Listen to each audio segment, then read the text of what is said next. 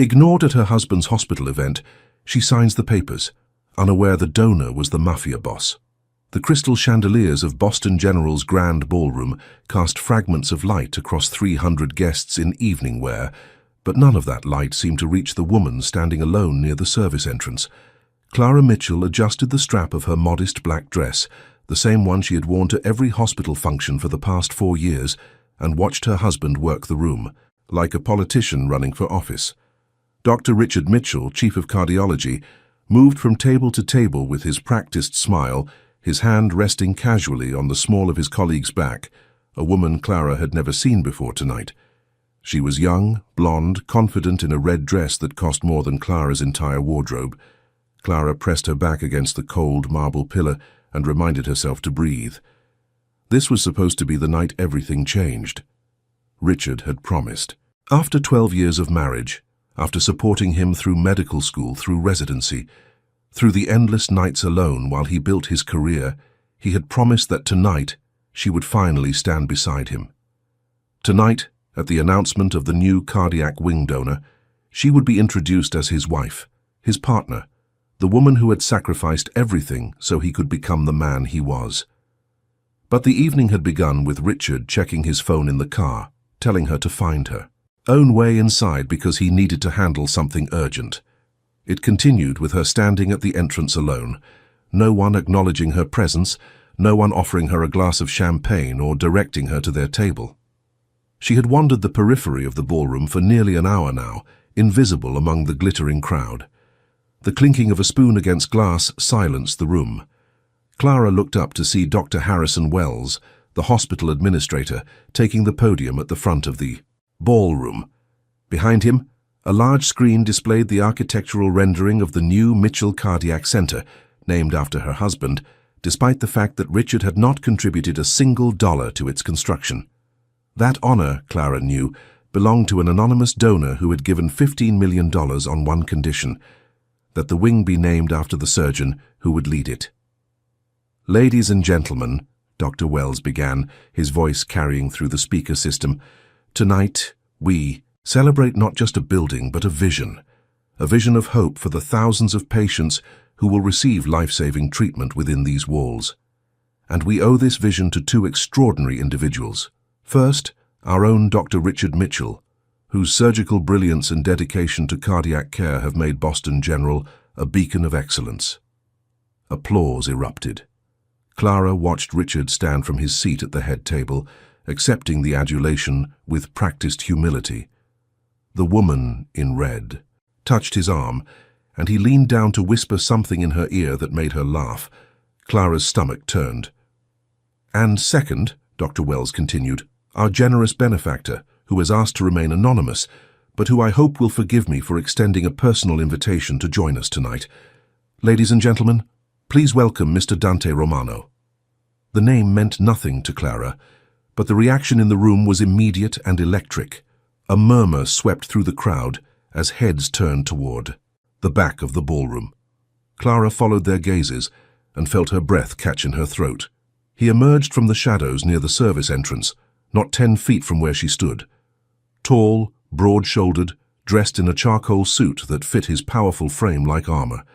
His dark hair was swept back from a face that seemed carved from granite, all sharp angles and controlled intensity. But it was his eyes that held Clara, frozen in place. Storm gray, rimmed with something that looked like ancient sorrow, they swept across the room, with the detachment of a man who had seen too much of the world to be impressed by any of it. For one impossible moment, those eyes found hers.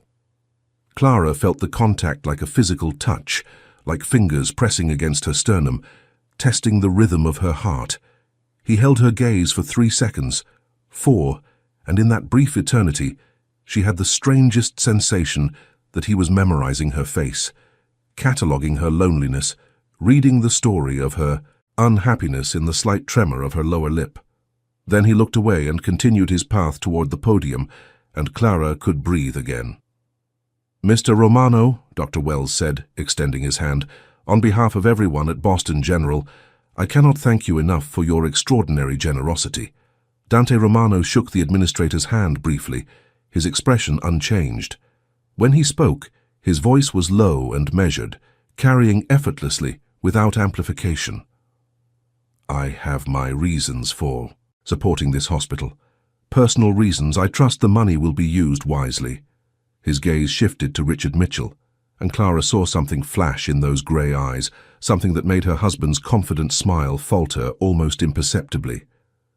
I will be watching. The applause that followed was uncertain, tinged with the nervous energy of people who sensed they were in the presence of a predator, but could not identify the threat. Clara watched Dante Romano decline the offered seat at the ET head table, and instead move toward the bar at the far end of the room, where two men in dark suits materialized from nowhere to flank him. It was then that Clara noticed the folder in his hand, a manila folder, unremarkable except for the fact that his grip on it was tight enough to whiten his knuckles. Clara! She flinched at the sound of her name. Richard had appeared beside her, his expression tight with irritation. What are you doing hiding over here? I've been looking everywhere for you. The lie was so transparent that Clara almost laughed. Almost. I've been here the entire time, Richard, right where you left me. Don't start. His jaw clenched. Not tonight. This is important. Important to whom? Richard's eyes flickered toward the head table, where the woman in red was watching them with undisguised curiosity. I need you to sign something. There's been a development with the foundation paperwork. Legal says we need your signature on the amended trust documents before midnight or we lose the tax exemption. Clara frowned. What amended documents? You never mentioned any changes to the foundation. It came up suddenly. Just hospital bureaucracy. Nothing for you to worry about. He produced a pen from his jacket pocket and thrust it toward her along with a stack of papers Clara hadn't noticed him carrying. Sign at the flags. All 3 pages. The papers were dense with legal language, the font small enough to strain Clara's eyes in the dim lighting of the ballroom. She caught phrases: irrevocable transfer, sole discretion, waiver of claims. Something cold settled in her chest. Richard, I can't sign something I haven't read. For God's sake, Clara. His voice dropped to an angry whisper.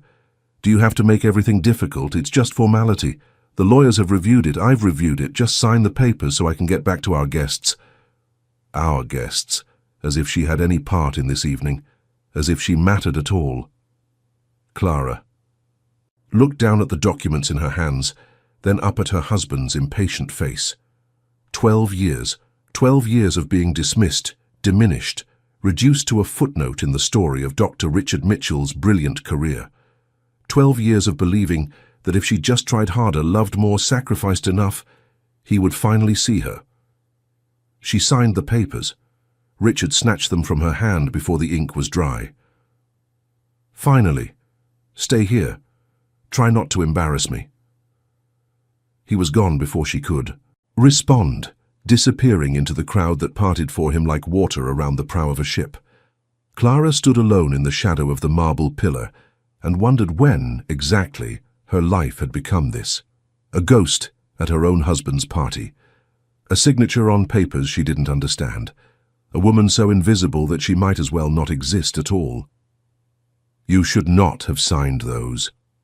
The voice came from her left, low and quiet, carrying the faint trace of an accent she couldn't place. Clara turned and found herself face to face with Dante Romano. Up close he was even more imposing, not just tall but solid, his presence occupying space in a way that made the air around him feel heavier. His grey eyes studied her with an intensity that should have frightened her but somehow didn't. There was no menace in his gaze, only a strange focused attention, as if she were a puzzle he was trying to solve. Excuse me, Clara managed. The documents your husband gave you, they were not foundation, paperwork. He took a step closer and Clara caught the scent of him, something warm and woodsy that cut through the cloying perfume of the ballroom. I have a copy of the originals. What you signed was a post-nuptial agreement, transferring all community property to his name, and waiving your right to any claim on his assets in the event of divorce. You also signed an affidavit, stating that you have no objection to the dissolution of your marriage. The words didn't make sense. Clara heard them, understood each individual syllable, but their combined meaning refused to assemble in her mind. That's not possible. Richard wouldn't. Richard would. Dante Romano's voice was flat, without emotion. He has been planning this for months. The woman in the red dress is Dr. Sarah Chen, his colleague and his mistress for the past 2 years. He intends to file for divorce tomorrow morning, citing irreconcilable differences and your voluntary relinquishment of marital assets. By this time next week you will have nothing. No home, no money, no legal standing to contest any of it. Because you signed those papers. Clara's legs gave way. She would have fallen if not for the strong hand that caught her elbow, steadying her with surprising gentleness. Through the roaring in her ears, she heard Dante Romano's voice continue, calm and inexorable. I am telling you this because you deserve to know, and because what happens next is your choice, not his. Why? The word emerged as a whisper. Why would you? How do you even know any of this? Something flickered in those storm-grey eyes. Pain, perhaps, or recognition. Because 15 years ago, I watched my sister die on an operating table in this hospital. The surgeon who should have saved her was too busy covering up his affair to notice that her vital signs were crashing. That surgeon was Richard Mitchell, and the woman he was protecting at the cost of my sister's life was his first wife. Clara's hand flew to her mouth. Oh, my God. He never faced consequences. The investigation was buried. The hospital protected him. He went on to build his career on the foundation of my sister's death. Dante Romano's jaw tightened. So, yes, Mrs. Mitchell, I have been watching your husband for a very long time, and I have been waiting for the right moment to destroy him. The ballroom spun around Clara. She was vaguely aware of the laughter and music continuing as if nothing had changed, as if her entire world hadn't just collapsed in the space of a conversation. She looked across the room at Richard, at the easy smile on his face, at the casual way he touched Sarah Chen's arm, and felt something inside her shift from despair to cold, crystalline clarity. What do I do? She asked. Dante Romano studied her for a long moment. Then, slowly, he reached into his jacket and produced the manila folder he had been carrying. First, you read this. It contains everything. The original documents, the evidence of your husband's affair, the medical records from my sister's case, and the testimony of 3 nurses who were paid to keep quiet. Then, if you choose, you come with me. My lawyers are waiting. We can file an emergency motion to void the documents you signed on the grounds of fraud and coercion. By morning, Richard Mitchell will be facing not only the end of his marriage, but the end of his career. Clara took the folder with trembling hands. And what do you get out of this? Justice. The word hung in the air between them, heavy with 15 years of grief, and perhaps the chance to help someone else survive what I could not. He stepped back, giving her space, giving her choice. In his face, Clara saw no manipulation, no ulterior motive, only the tired resignation of a man who had carried hatred for so long that it had become part of his skeleton. My car is parked in the east garage, level 3, he said quietly. Black sedan. If you decide you want to fight, I will be there for the key. Next 30 minutes. After that, I will pursue Richard Mitchell through other means, and you will be on your own. He paused. I hope you choose to fight, Mrs. Mitchell, for your sake, not mine. Then he turned and walked away, leaving Clara alone with a folder full of secrets and a choice that would define the rest of her life. She stood there for what felt like hours, but was probably only minutes, watching the party continue around her like a television show with the sound turned off. Richard was at the podium now, accepting some award, his voice carrying through the speakers in smooth, practiced cadences. Sarah Chen applauded from the front row, her red dress catching the light like a flame. Clara looked down at the folder in her hands. Then she turned and walked toward the east garage. Check if you're already subscribed to this channel. This is where stories begin that you will never forget. Subscribe now, so you never miss a moment. The parking garage was cold and echoing, a stark contrast to the warmth of the ballroom above. Clara's heels clicked against the concrete as she made her way to level 3, each step feeling like a decision, a commitment, a door closing behind her, that she might never be able to open again. The black sedan was exactly where Dante Romano had said it would be, parked in a corner space away from the security cameras. As Clara approached, the rear door opened, and she caught a glimpse of warm leather interior and the soft glow of reading lights. "Mrs. Mitchell," Dante's voice emerged from the darkness. "I was beginning to think you wouldn't come." Clara stopped at the edge of the light. "I almost didn't. Standing up there, watching Richard accept another award, listening to everyone talk about what a great man he is. Part of me wanted to go back inside and pretend none of this ever happened." "And the other part?" "The other part remembered that I've been pretending for 12 years. Clara took a deep breath. "I don't want to pretend anymore." She climbed into the car. The interior smelled like expensive leather and the same warm, woodsy scent she had noticed on Dante earlier. He sat across from her in the spacious back seat, his grey eyes reflecting the dim lighting like pools of mercury. "My team is expecting us," he said, as the driver pulled smoothly out of the parking space. "There is a lot of work to do before morning." "Your team?" "Lawyers, accountants, people who specialize in complicated situations." The ghost of a smile touched his lips. "Running a business empire requires a certain flexibility with conventional methods." Clara should have been alarmed by the implication. She should have asked questions, demanded clarifications, insisted on knowing exactly what she was getting herself into. Instead, she opened the folder in her lap and began to read. The next 2 hours passed in a blur of documents, photographs, and recorded testimonies. Clara learned that Richard's affair with Sarah Chen had begun shortly after she joined the hospital staff, facilitated by late nights in his office and conferences where Clara was never invited. She learned that the post-nuptial agreement she had signed was the work of a lawyer with a history of ethical violations, drafted specifically to be as one-sided as legally possible. She learned that Richard had been siphoning money from their joint accounts into a private trust for the past 18 months, preparing for a divorce that he had been planning long before he ever mentioned it to her. And she learned about Dante Romano's sister. Isabella Romano had been 23 years old when she came to Boston General with chest pain and shortness of breath. She was a nursing student, healthy, active, with her whole life ahead of her.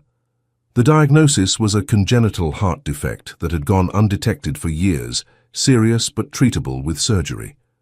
Richard Mitchell was assigned as her surgeon, considered one of the best young cardiac specialists in the country. But on the day of Isabella's surgery, Richard was distracted. His affair with his first wife's best friend had been discovered, and he spent the morning on phone calls trying to manage the fallout. He was late to the operating room. He missed warning signs on Isabella's monitors. By the time he realized something was wrong, it was too late. Isabella Romano died on the operating table at 2:47 p.m. on a Tuesday afternoon. She was alone. Her brother Dante, who had been waiting in the surgical lounge with flowers and a card congratulating her on surviving the procedure, learned of her death from a nurse who couldn't meet his eyes. The investigation that followed was brief and inconclusive. Richard Mitchell's influential friends in hospital administration ensured that the official report cited unforeseen complications rather than negligence. The nurses who knew the truth were encouraged to find employment elsewhere. Dante Romano, then a young man just beginning to build his fortune, was offered condolences and shown the door. Clara looked up from the documents, her eyes burning with tears. She hadn't realized she was crying. Dante was watching her with an expression that held no expectation, no demand for sympathy or understanding. "I had no idea," she whispered. "I'm so sorry." "You have nothing to apologize for. You are as much a victim of Richard Mitchell as my sister was." He leaned forward slightly. "The question now is whether you want to be his victim any longer." The car had stopped. Clara looked out the window and saw a brownstone building in what appeared to be Beacon Hill, its windows dark except for one on the second floor. "Where are we?" "A property I own under a different name. Secure. Private. My legal team is inside, along with everything we need to begin proceedings." Dante opened his door but didn't exit. "You can still walk away, Mrs. Mitchell. I will have my driver take you anywhere you wish to go. I will pursue Richard through other channels, and you need never see me again. Clara thought about the house she had shared with Richard for 8 years, the antique furniture and expensive art that she had never chosen and never loved. She thought about the closet full of modest clothes because Richard always said extravagance was unbecoming in a surgeon's wife. She thought about the dreams she had set aside, one by one, until she couldn't remember what they had been. "My name is Clara," she said, "and I'm not walking away." Something shifted in Dante's expression, something that might have been respect or relief or both. He nodded once and stepped out of the car, extending his hand to help her out. The brownstone interior was warm and softly lit, decorated with the kind of understated elegance that spoke of old money and refined taste. A woman in her 50s met them at the door, introducing herself as Margaret Chen, senior partner at a law firm Clara had never heard of, but which apparently specialized in high-stakes divorce and corporate litigation. "Mrs. Mitchell, I've reviewed the documents you signed," Margaret said, leading them into a study lined with law books. "The good news is that they were obtained through clear fraud. Your husband represented them as foundation paperwork, when they were in fact divorce-related documents. That alone is grounds for voidance." "And the bad news?" Clara asked. "The bad news is that Richard Mitchell is well-connected, well-funded, and highly motivated to make this divorce happen on his terms. We need to move quickly and decisively." Margaret spread a series of papers across the desk. "I've prepared emergency motions to freeze all marital assets, void the fraudulent documents, and compel discovery of your husband's financial records. I've also drafted a civil complaint alleging fraud, breach of fiduciary duty, and intentional infliction of emotional distress." Clara's head was spinning. "This is all happening so fast." "It has to," Dante spoke. From his position by the window, his silhouette outlined against the city lights. "Richard expects you to be passive. He expects you to wake up tomorrow, realize what you've signed, and accept your fate quietly. The last thing he anticipates is aggressive legal action before he even files his divorce petition." "He knows you," Margaret added gently. "He spent 12 years training you to accept whatever he decides. Our job is to remind him that you are not the woman he thinks you are." Clara looked at the documents on the desk, then at Dante's steady presence by the window, then at her own hands, still trembling but no longer from fear, from something else, something that felt dangerously close to hope. "Where do I sign?" she asked.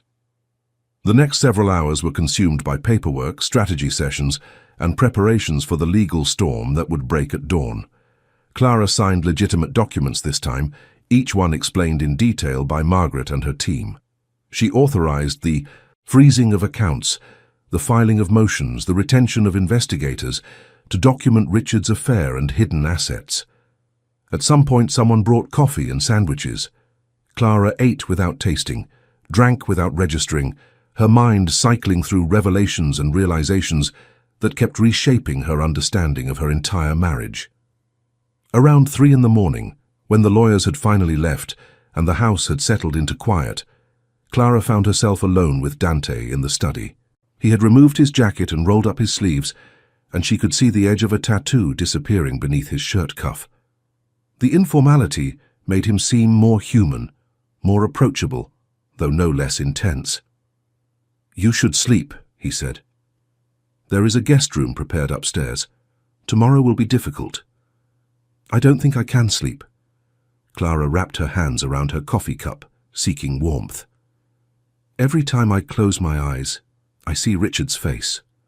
The way he smiled at her. The way he's probably smiled at me 1,000 times while planning all of this." Dante was quiet for a moment. Then he crossed the room and sat in the chair across from her, close enough that she could see the fine lines around his eyes, the evidence of years spent carrying weight that never lightened. "After my sister died," he said slowly, "I did not sleep for 3 weeks. Every time I closed my eyes, I saw her face. Not as she was in life, but as she must have been in those final moments. Alone, afraid, wondering why no one was saving her." He paused. "The grief almost destroyed me, but anger saved me. Anger gave me purpose. It gave me the focus to build what I have built, to wait as long as I have waited, to finally be in a position to do something meaningful with my pain. Clara studied his face. Is that what this is for you? Revenge? It was. For 15 years, it was the only thing that kept me moving forward. His grey eyes met hers. But tonight, watching you stand alone in that ballroom, watching him dismiss you as if you were nothing, I realize that destroying Richard Mitchell is not enough. I want to see someone he hurt rise from the ashes of his betrayal and become stronger than he ever allowed her to be. The words hung in the air between them, charged with meaning Clara wasn't sure she was ready to examine. She looked away first, her heart beating too fast in her chest. I should try to sleep, she said. Dante nodded and rose. Second door on the right at the top of the stairs. If you need anything, I will be here. Clara paused at the door of the study. Mr. Romano... Dante. Dante. The name felt strange on her tongue, intimate in a way that surprised her. Thank you for telling me the truth, for giving me a choice. He inclined his head slightly. You chose to fight, Clara. Everything else follows from that. Get some rest.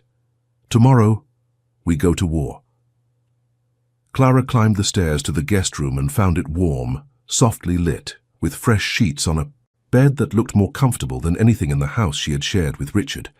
She lay down without undressing, staring at the ceiling, her mind still racing through the events of the night. She had walked into that ballroom as Dr. Richard Mitchell's invisible wife.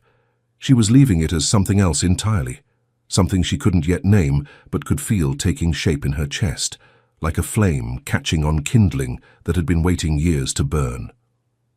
Outside the window, the first hints of dawn were beginning to lighten the Boston sky. Clara closed her eyes and let exhaustion finally claim her, knowing that when she woke, nothing would ever be the same. The morning arrived with watery sunlight and the distant sound of traffic on Beacon Hill's narrow streets. Clara opened her eyes slowly, disoriented for a moment by unfamiliar surroundings, then felt the previous night crash back over her like a wave. She found fresh clothes laid out at the foot of the bed, simple but elegant in her size.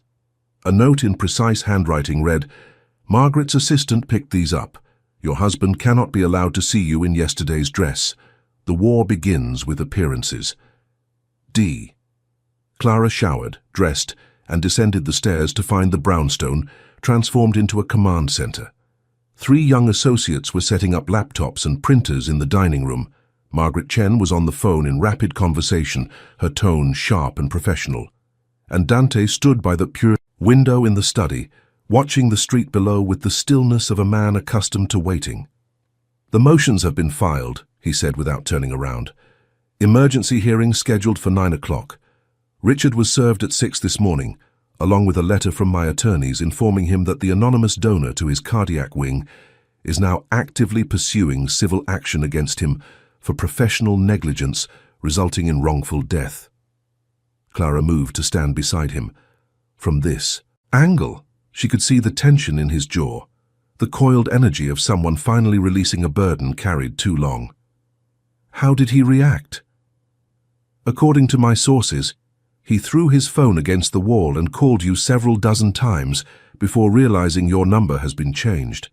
A grim smile touched Dante's lips. He then called his lawyer, who informed him that his assets have been frozen pending investigation. He is, as they say, scrambling. Some part of Clara expected to feel satisfaction at this news. Instead, she felt only a hollow ache, the echo of a marriage that had never been what she thought it was. "I keep waiting to feel angry," she said quietly. "I should be angry. He lied to me for 12 years. He was planning to throw me away like I meant nothing." "You meant nothing to him." Dante's voice was gentle despite the harsh words. "That is not a reflection of your worth, Clara. It is a reflection of his emptiness. Some people are incapable of recognizing value.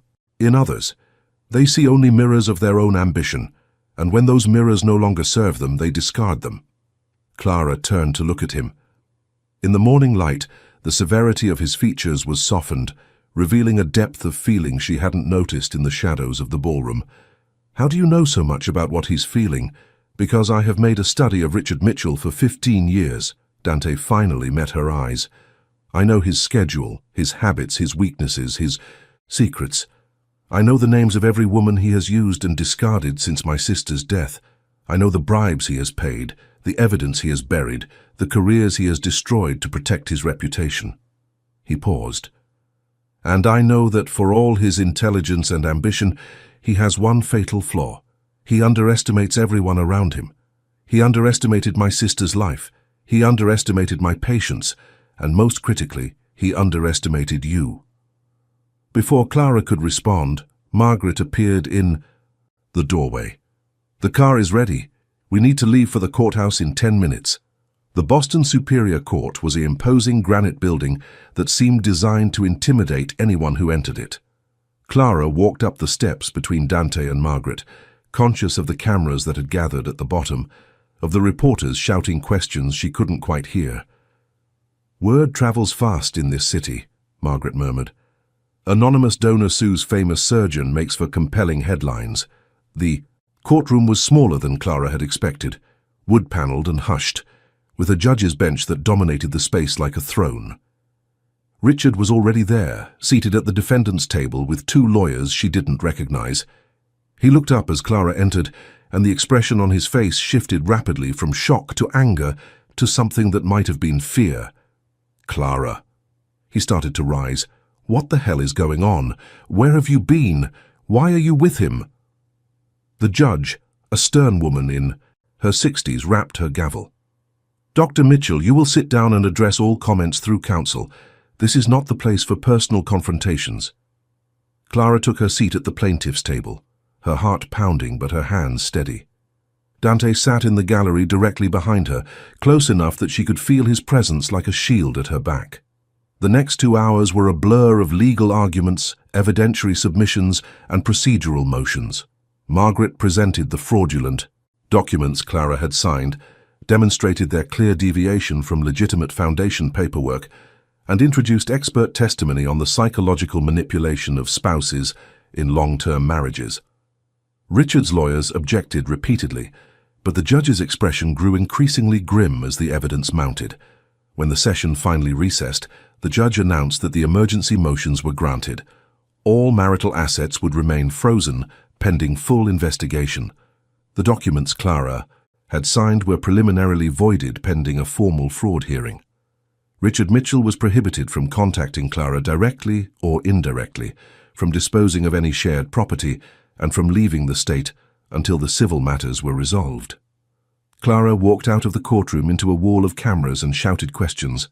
Dante was suddenly beside her, his hand warm and steady on her elbow, guiding her through the crowd toward a waiting car.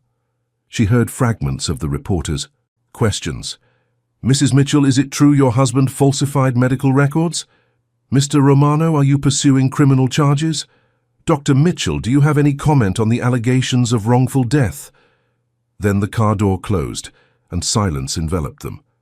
Clara realized she was shaking, not from fear, but from the sheer overwhelming weight of everything that had happened in the past 18 hours.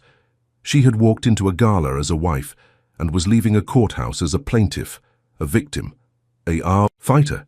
The transformation was too vast to process, too fundamental to absorb. "You did well," Dante said quietly. "Better than well. You were magnificent." Clara looked at him through eyes blurred with exhaustion and unshed tears. "I don't feel magnificent. I feel like my entire life has been a lie and I'm just now waking up to realize it." "That is exactly how you should feel." He reached across the space between them and, hesitantly, took her hand. His grip was warm, his palm slightly rough, and the contact sent an unexpected current through Clara's nervous system. The awakening is always painful, but it is also the beginning of everything real. They drove in silence through Boston's crowded streets, past landmarks Clara had seen 1,000 times, but which now looked somehow different, charged with possibility. The brownstone welcomed them back with its quiet elegance, its sense of sanctuary that Clara was beginning to associate with safety. "There is food in the kitchen," Dante said as they entered. "Margaret will return this afternoon to discuss next steps. In the meantime, I suggest you rest. The hearing was only the first battle. The war is far from over." Clara nodded, but instead of heading upstairs, she found herself lingering in the study, drawn to the window where Dante had stood that morning. The view overlooked a small garden, dormant now in early spring, but showing the first tentative signs of green. Something about it felt metaphorical, though Clara was too tired to articulate exactly how. "Can I ask you something?" she said without turning around. "Anything. After today, after Richard is dealt with, what happens to us?" The silence stretched long enough that Clara began to regret the question. Then Dante's voice came from closer than she expected, close enough that she could feel his warmth at her back. "I have spent 15 years building toward this moment," he said. "Planning, waiting, preparing. I never allowed myself to imagine what might come after. Revenge was my purpose. Without it—" He trailed off. Clara turned to face him.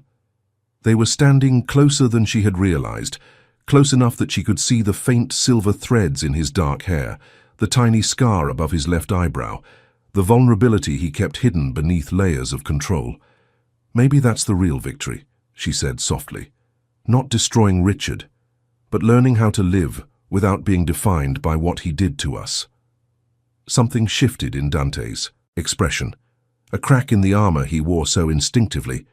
"You are a remarkable woman, Clara Mitchell." "I don't feel remarkable. I feel scared and confused and completely out of my depth. Those things are not mutually exclusive with remarkable." He lifted his hand, hesitated, then gently brushed a strand of hair from her face. "You walked into that ballroom invisible and walked out a warrior. You signed papers that should have destroyed you and turned them into weapons. You are sitting in the house of a man you met 12 hours ago, trusting him with your future, because something in you recognized that this was the path you needed to take." His grey eyes held hers. "That is remarkable, Clara. That is courage." Clara felt tears threatening again, but these were different, cleaner somehow, like rain washing away years of accumulated dust. "I don't know what I'm doing," she admitted. "I don't know who I am without being Richard's wife. I've spent so long being what he wanted me to be that I'm not sure I remember who I was before. Then we will find out together." The words emerged from Dante like a vow, quiet but unshakable.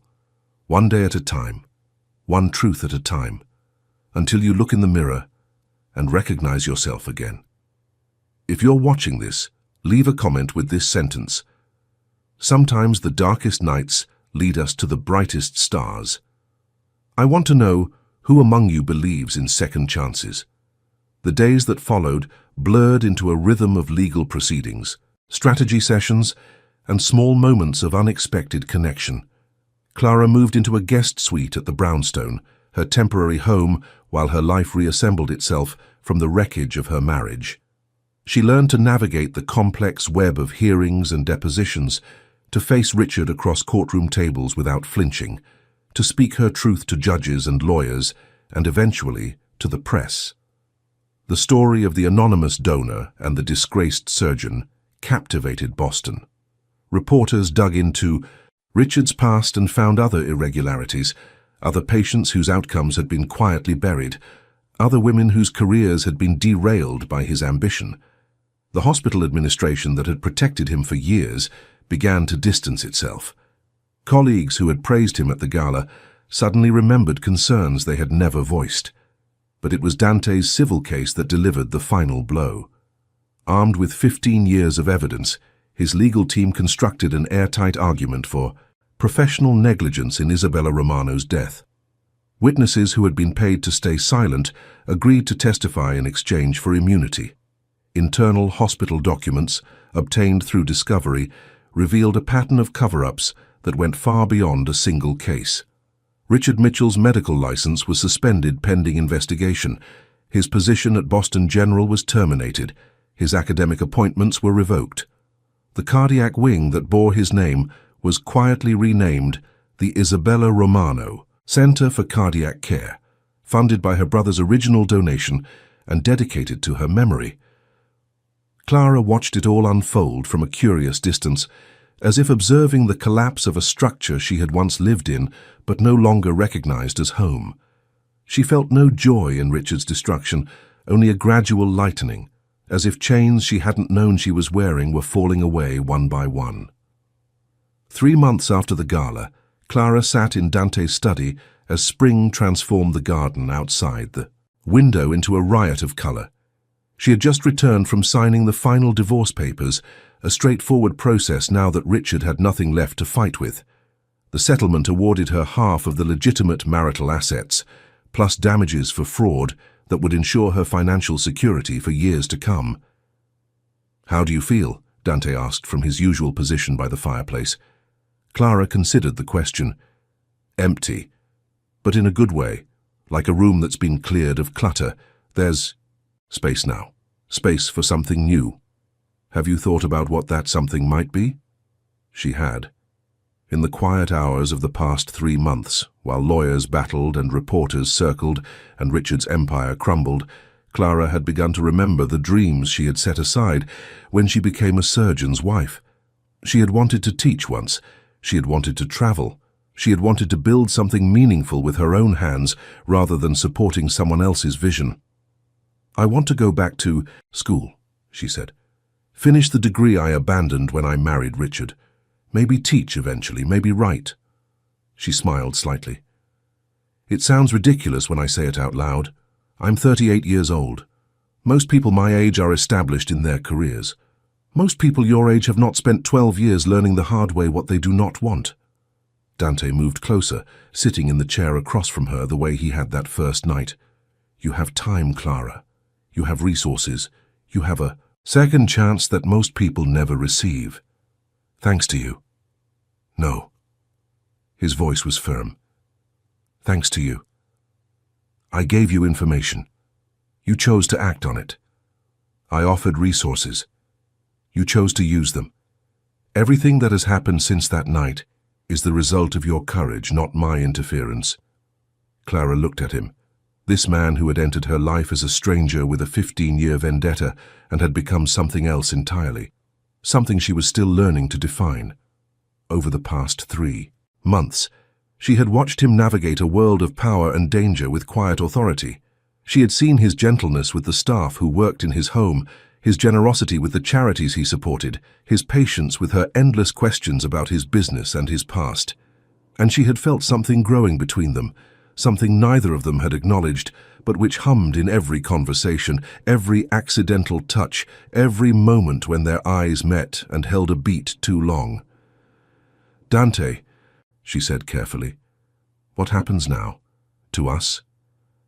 He was silent for a long moment, his grey eyes searching her face. "I have tried very hard not to think about that question," he admitted. "You came to me in crisis.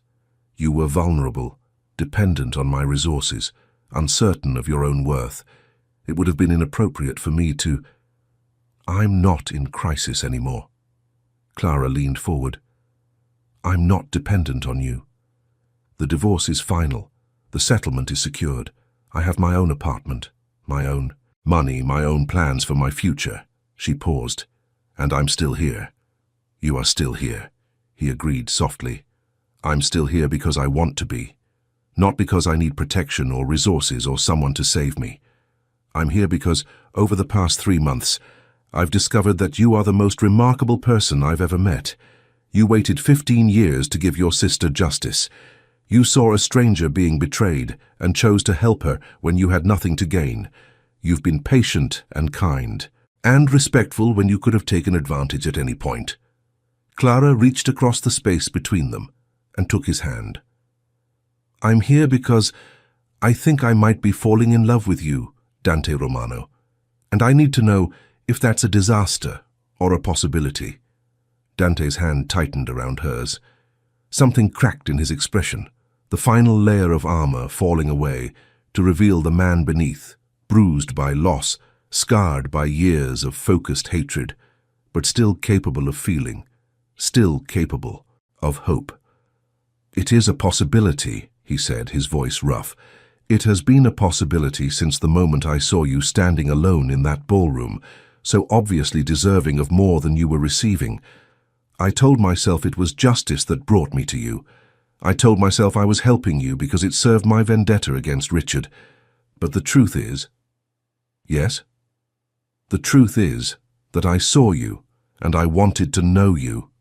Not as a victim, not as a tool, but as yourself, Clara.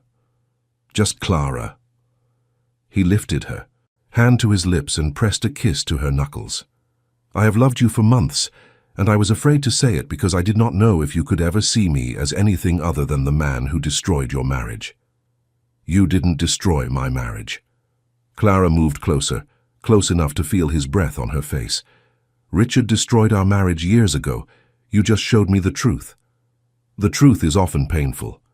Yes, but it's also necessary. She smiled. And right now, the truth is that I want you to kiss me, and I'm tired of pretending otherwise. Dante's answer was not verbal. He pulled her toward him, one hand cupping her face with exquisite gentleness, and kissed her with all the restrained passion of a man who had waited far too long for something good. Clara melted into him, feeling safety and desire and possibility all tangled together in a way she had never experienced before. When they finally broke apart, both breathing hard, Dante rested his forehead against hers. I should warn you, he murmured. My life is complicated. My business is not entirely legitimate. There are people who would use you against me if they knew you mattered. Do I matter? More than anything has mattered in 15 years. Clara kissed him again, brief but decisive. Then we'll figure it out. Together, one day at a time. The months that followed were an education in a world Clara had never imagined. She learned that Dante Romano's empire stretched across 3 continents, built on a foundation of legitimate businesses layered over operations that existed in grey areas the law preferred not to examine too closely. She met men with scarred knuckles and gentle voices, women with sharp minds and sharper instincts, an entire community bound by loyalty rather than legality. And she learned that Dante, for all his power and reputation, was trying to change. The vendetta against Richard had been his last act of darkness, his final tribute to the anger that had driven him for so long. With that accomplished, with his sister's death finally acknowledged and atoned for, he was pivoting his organization toward legitimate enterprises. It was slow work, complicated by years of established patterns and the resistance of those who benefited from the status quo, but he was committed. Why now? Clara asked one evening, as they sat together in the garden that had become their favorite place. Because of you. Dante pulled her closer against his side. You showed me that it was possible to survive the worst and choose differently, to build instead of destroy, to hope instead of hate. He pressed a kiss to her temple. I do not want to be the man I was when we met. I want to be someone worthy of the woman you are becoming. Clara felt tears prick her eyes, the good kind, the kind that came from recognizing grace when it appeared. I love you, Dante. I love you, Clara, more than words can express. 1 year after the gala, they stood together on a terrace overlooking Boston Harbor, surrounded by people who had become family. Margaret Chen, who had transitioned from Clara's lawyer to her friend and mentor. The staff of the Brownstone, who had watched Clara transform from a frightened guest to the lady of the house. Representatives from the charitable foundations they had established together, including a scholarship program for nursing students at Boston General. And behind them, in a place of honor, a portrait of Isabella Romano at 23, smiling with all the promise of a life cut short, but finally remembered. 1 year ago today, Dante said to the gathered crowd, I walked into a hospital gala intending to begin the final phase of a revenge I had planned for 15 years. I walked out with something I never expected. A partner, a purpose, a future worth living for. He turned to Clara, his grey eyes bright with emotion. Clara Mitchell showed me that justice is not the same as vengeance, that healing does not require destruction, that the best way to honor those we have lost is to live fully, love deeply, and build something that matters. Clara took his hand, her heart so full she could barely breathe. And Dante Romano showed me that it's never too late to start over, that the truth no matter how painful, is always worth knowing. That strength comes not from never falling, but from choosing to rise every single time. Dante reached into his pocket and produced a small velvet box. The crowd gasped as he dropped to one knee. "Clara, 1 year ago you signed papers that should have been your destruction, but instead became your liberation. Today I'm asking you to sign something different, something real." He opened the box to reveal a ring, simple and elegant, a single diamond set in white gold.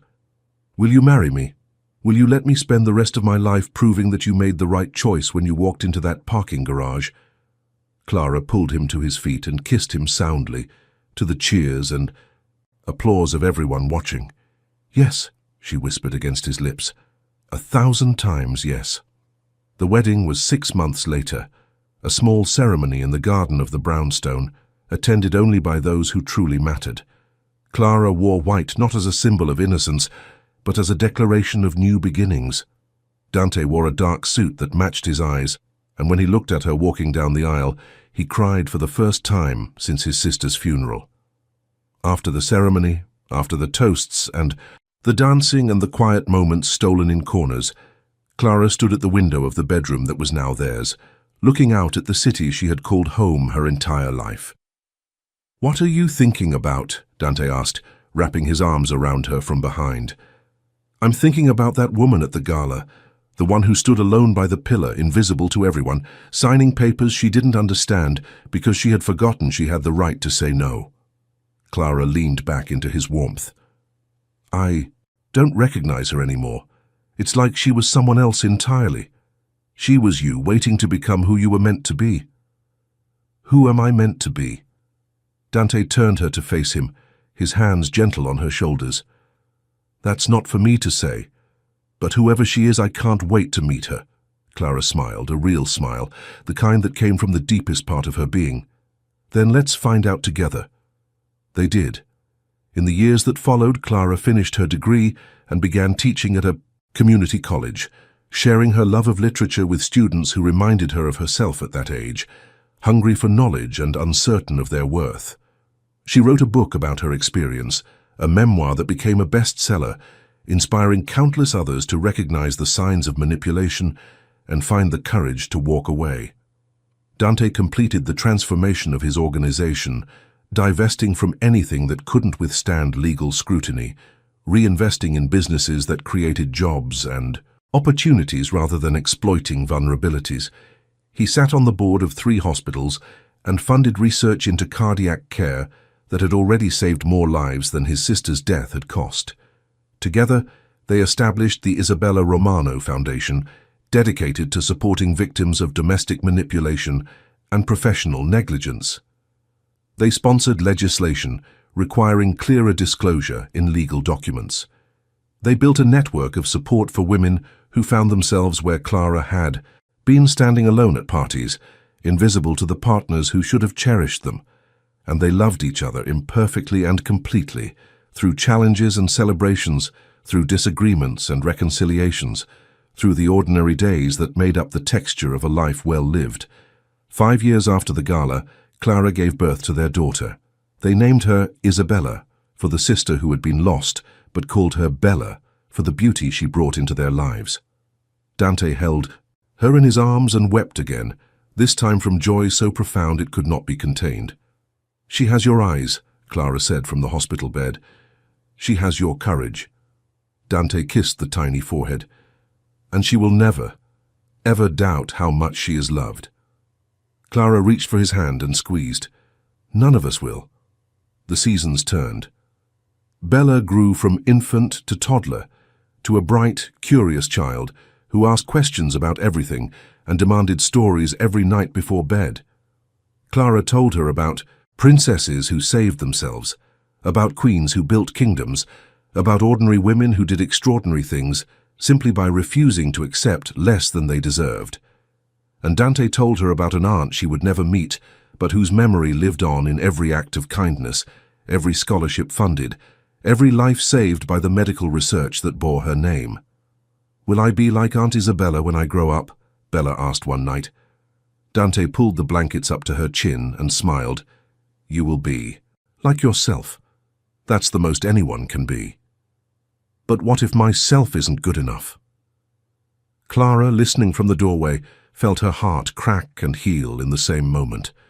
She crossed the room and sat on the edge of the bed, taking her daughter's small hand. Bella, listen to me. You are already good enough, right now exactly as you are. Nothing you do or don't do can change that. The only person who gets to decide your worth is you. She glanced at Dante, who nodded with tears in his eyes. Your father taught me that a long time ago, and now we're teaching you. Promise me you'll remember. I promise, Mama. 10 years after the gala, Clara stood on the stage of a packed auditorium, accepting an award for her advocacy work. The crowd included senators and celebrities, survivors and supporters, people from every walk of life united by a common belief in second chances. 20 years ago, Clara began, I was a woman who had forgotten how to see herself. I lived in the shadow of someone else's ambition, signed papers without reading them, and believed that love meant disappearing so that someone else could shine. Then one night, a stranger told me the truth, and everything changed. She looked out at the audience and found Dante in the third row, Bella asleep against his shoulder, his grey eyes shining with pride and love. That stranger became my partner, my husband, my family. But the real transformation didn't come from him. It came from the moment I chose to believe. I deserved better. That's what I want you to take away tonight. Not my story, but your own. Whatever you're facing, whatever lies you've been told about your worth, whatever papers you've signed that you wish you could take back, it's not too late. It's never too late to stand up, to speak out, to start again. The applause was thunderous. Clara descended from the stage into Dante's arms, Bella waking just enough to mumble something about being hungry before falling back asleep. You were magnificent, Dante whispered. You always say that. Because it's always true. They walked out of the auditorium into the cool night air, a family forged from pain and rebuilt through love. The city sparkled around them, full of stories unfolding in every window, every street corner, every quiet moment between strangers who might, if fate were kind, become something more. Clara took Dante's hand and squeezed it tight. Take me home, she said, and he did. If you've watched this far, it's because you like this story. Leave a comment saying, I've watched this far so I can get to know you and see who really enjoys the stories here on the channel. If this story touched your heart, leave a like and share it with someone who needs to hear it. Your support helps us create more stories like this one. And if you haven't already, check if you're subscribed to this channel. New stories of hope, courage, and love are waiting for you. Join our family and never miss another moment. Until next time, remember, it's never too late to become who you were meant to be.